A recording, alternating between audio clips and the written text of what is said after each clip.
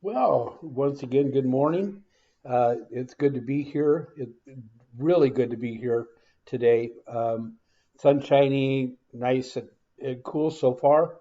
And good time, 4th of July, to not only celebrate the 4th of July, but also a good time just to be with family and to enjoy them. So, having said that, I want to get into the next passage of Scripture, if you will, and in John and take a look at just what he has to say. I want to start in the scripture we're going to look at today is John chapter 3, starting in verse 22 and going to 30. So let me read that. It says, After this, Jesus and his disciples went to the Jordan countryside where he spent time with them and baptized. John also was baptizing in the Anan river or Anan near Siloam because there was plenty of water there. People who were coming and being baptized, since John had not yet been thrown into prison, John the Baptist he's talking about, then a dispute arose between John's disciples and a Jew about purification. So they came to John and told him, Rabbi, the one that you testified about and who was with you across the Jordan is baptizing, and everyone is flocking to him. John responded, No one can receive a single thing unless it's given to him from heaven. You yourselves can testify that I said, I am not the Messiah, but I have been sent ahead of him.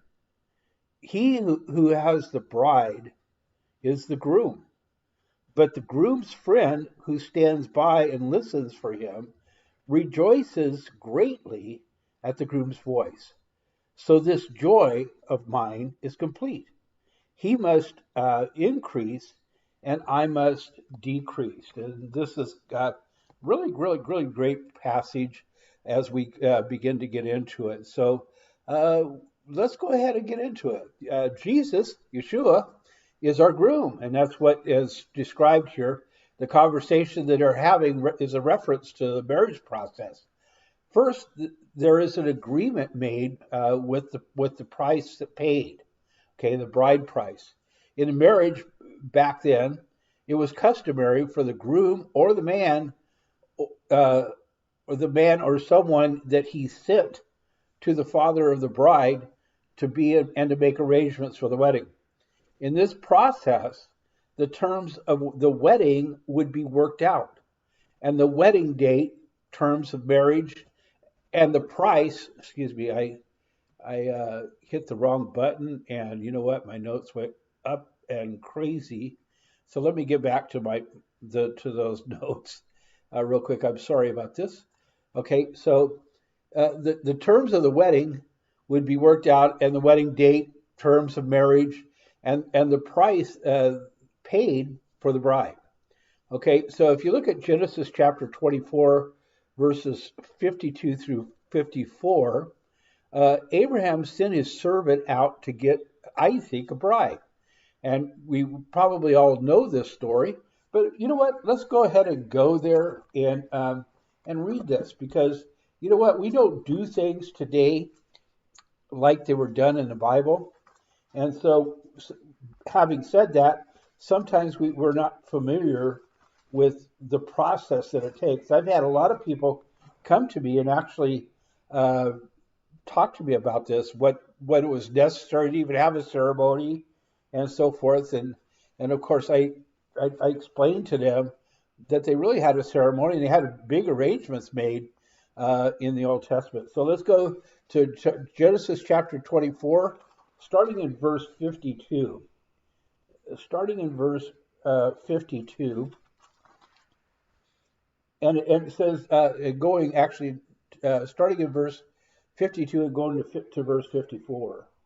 Okay, it says, when Abraham's servant heard their words, he bowed to the ground before the Lord.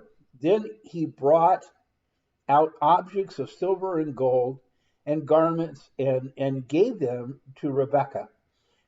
he also gave precious gifts to her brother and her mother. Then he and the men with him ate and drank and spent the night.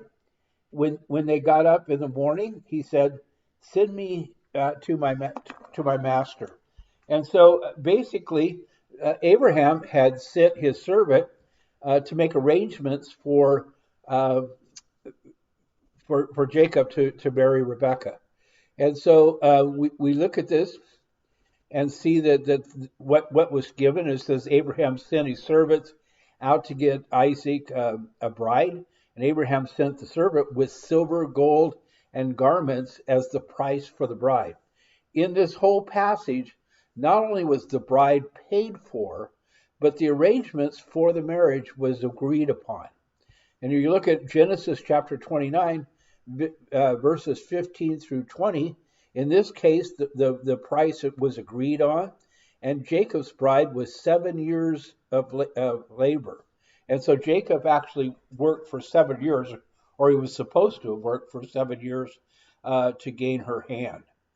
And in Exodus chapter 22, verse 17, in this passage, it speaks again of a bridal price being paid if a man seduces a virgin. And in fact, they were going to get married, and he had to pay whatever bridal price that he would have paid if he was arranging to marry her. If you look at 1 Corinthians chapter 6, verses 18 through 20, Paul refers here to the same thing. We were bought with a price, the price of the bride. Okay, and what was that price? It was his blood. He laid his life down for us.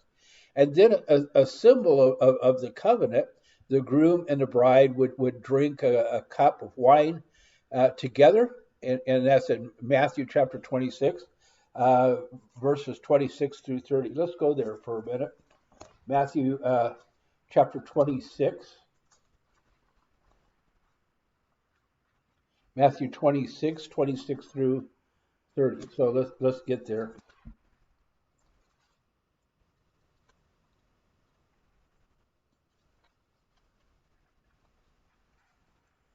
Okay. Okay.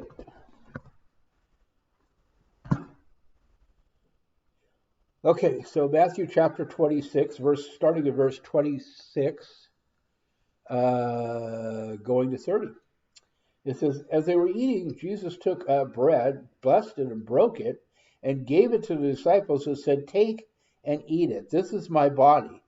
Then he took a cup, and after giving thanks, he gave it to them and said, drink from it, all of you, for this is my blood that establishes the covenant. It is shed for many for the forgiveness of sins.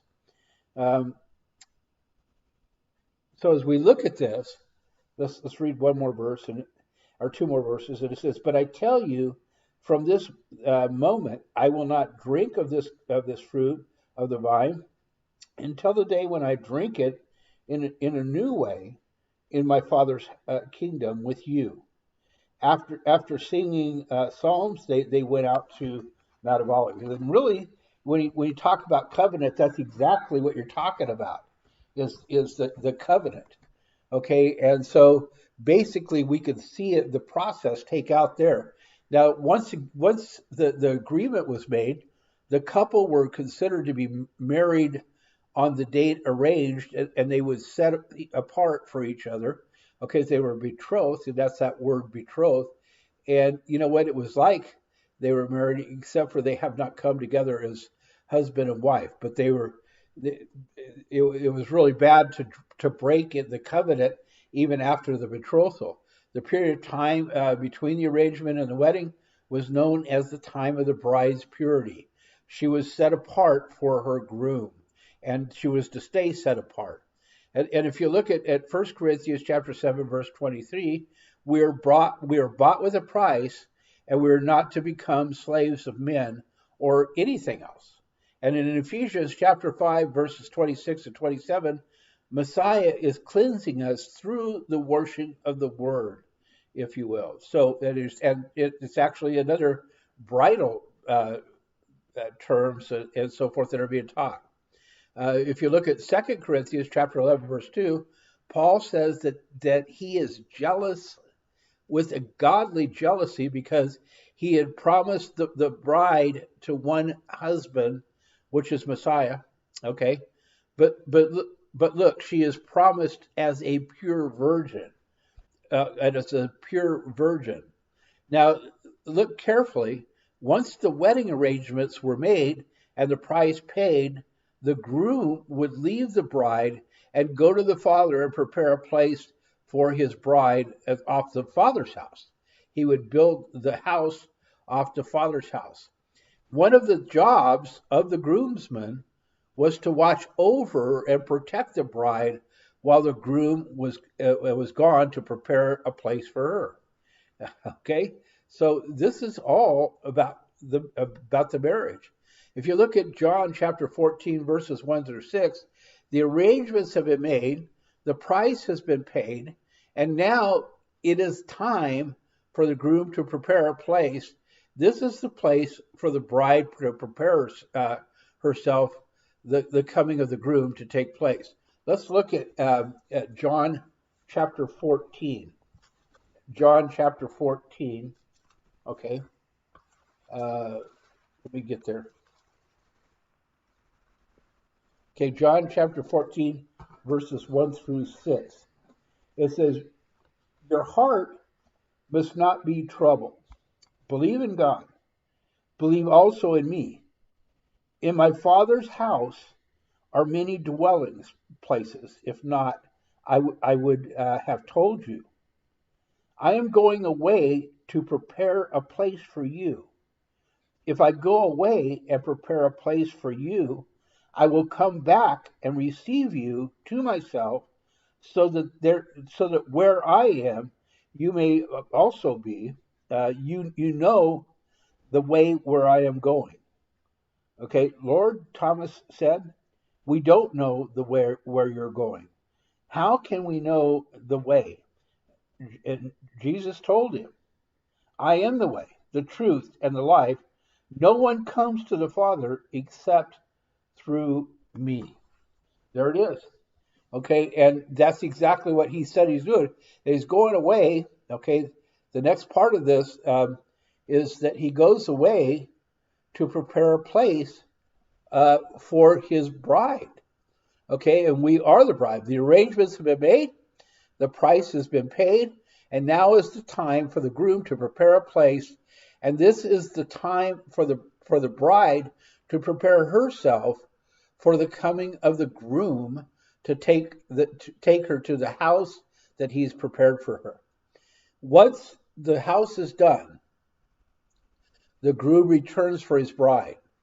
This is usually done at night, and the groomsman listens for the voice of the groom, and so and goes and meets him to be in as he comes for the bride. In 1 Thessalonians chapter 4, verse 6, the voice that they listen for is the shout of the groom coming to to get his bride. 1 Thessalonians chapter 5, 2, he will come as a thief in the night. Okay, a thief in the night. The bride needs to be ready for the shout, and those our groomsmen need to be ready and listening. And if you look at 2 Peter chapter 3, verse 10, once again, Yeshua's return for the bride will be like a thief in the night. So this is, and the reason I'm bringing all this up is that this is all about marriage. It's all about him being the groom and us being the bride.